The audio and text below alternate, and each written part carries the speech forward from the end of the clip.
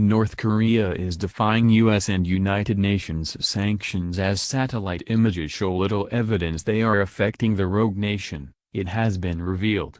In September, Donald Trump tweeted that long queues for petrol were forming in North Korea as a result of UN Security Council sanctions on the regime's oil imports over its nuclear test earlier that month. But according to the Center for Strategic and International Studies, a Washington, D.C.-based think tank, recent satellite imagery has not shown significant changes at 6 petrol stations in Pyongyang. In a report written by North Korea experts Joseph Bermudez and Lisa Collins, they said, all the facilities examined appear to be in a relatively good state of repair and operational. One set of photos were taken in April, before speculation China may have been cutting oil supply to its neighbor, and the other in November.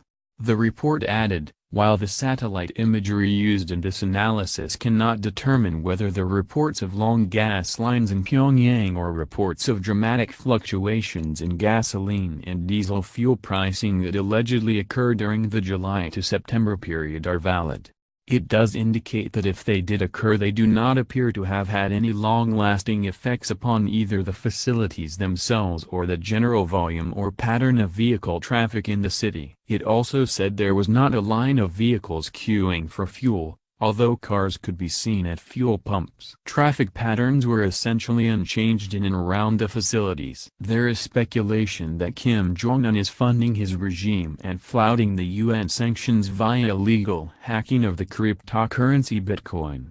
A North Korean cyber army of 7,000 hackers around the world has changed tactics over the past 2 years. It has been pilfering from banks and, more recently, focusing on cryptocurrencies, according to cybersecurity researchers. North Korea has denied involvement in the hacking incidents. Stealing Bitcoin could be attractive to North Korea because of the huge increase of the value of the cyber currency in a relatively short period.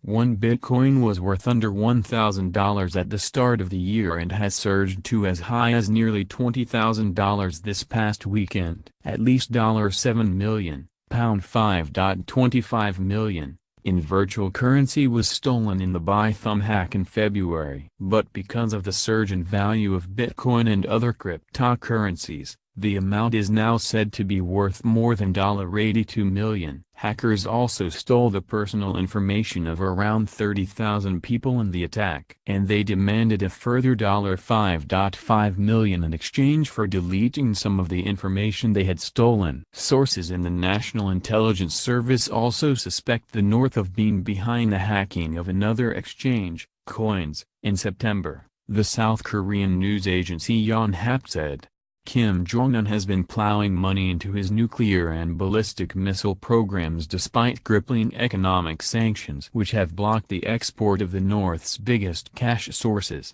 President Donald Trump said the sanctions had been successful in isolating the Hermit Kingdom, but warned there was much more work to do. Unveiling his national security strategy in Washington, D.C., he said, our campaign of maximum pressure on the North Korean regime has resulted in the toughest ever sanctions. We have united our allies in an unprecedented effort to isolate North Korea. However, there is much more work to do. America and its allies will take all necessary steps to achieve a denuclearization and ensure that this regime cannot threaten the world.